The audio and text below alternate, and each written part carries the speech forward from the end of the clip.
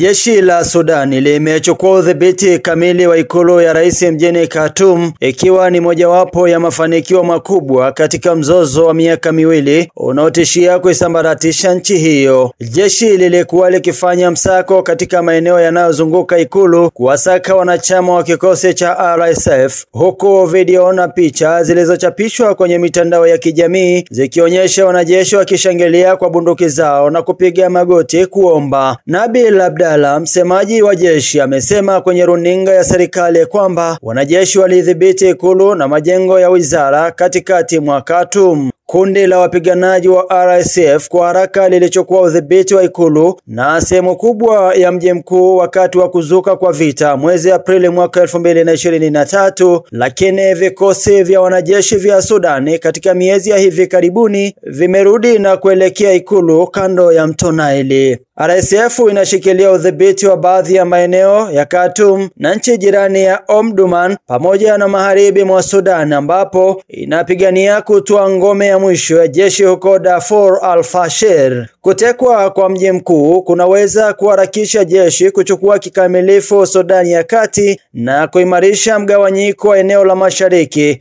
magharibi ya kati ya nchi hizo mbili. Pande zote mbili zimeapa kuendelea kupigania sehemu iliyobaki ya nchi na hakuna juhudi zozote za mazungumzo ya amani zilizotekelezwa. Vita hivyo vilizuka huku kukiwa na mzozo wa madaraka kati ya jeshi la Sudan na RSF kabla ya mpango wa mpito kuelekea utawala wa kiraia. Hii ni TMC News Update kimataifa. Mimi ni Ronald Sonyo. Endelea kutufuatilia ili wa kwanza kupata taarifa zetu pindi tunapozipakia hewani.